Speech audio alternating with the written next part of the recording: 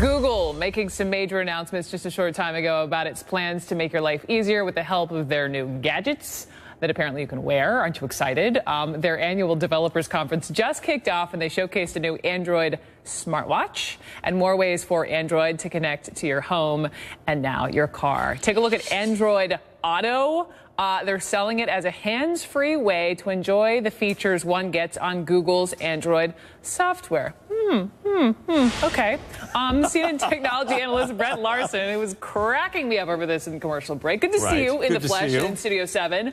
Here in person. So, yes. What do we have? Very exciting. Very exciting. Isn't it? You know, the wearable thing I always think is kind of funny because it's still not taking off. You know, Samsung did the watch and people are like, I don't want to play Dick Tracy in real life. You know, I don't want that stuff. Yeah. They were talking today about how you can put recipes on your watch. So, you know, while you're cooking, you can swipe through. Okay. But I mean, come on, we're talking about we're talking about a screen that's the size of like a silver dollar. What else? The car thing I think is great. Okay. Apple is really dominating in this space. They have for a long time. They have iOS now that goes into the dashboard, which is great. People really like it. So I think bringing Google to the table is good because that will keep the innovation going. That'll keep good ideas flowing.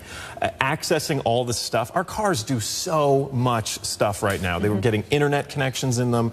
It's a big distraction for drivers, so I think the fact that you can just talk to your car is very helpful. So what do you mean if it's in the dashboard or in the what would be in there? It's going to be, you know, like instead of having the screen that has your satellite radio and your stereo system and all your AC controls, it would all be controllable via Google. You could basically run Android in your desktop. So it would be like having a smartphone or a tablet in your dashboard of your car. Okay. And it would bring all that power to it. It would make it easier if you're out driving around. Like when I'm driving around Atlanta and I don't know where I am, I could just hit the button and say, take me to CNN Center, and it would plug it into the GPS and the map would take me there. And I wouldn't have to take my eyes off the road, which is so for the most important part, because which is so very many people safe. are doing that. Very, very What were you dangerous. saying about a TV or a set? Yes, a set-top box. You know, this has been a pretty popular space. Roku has a box, Apple has the Apple TV, Google has the Chromecast, and now they're doing a set-top box.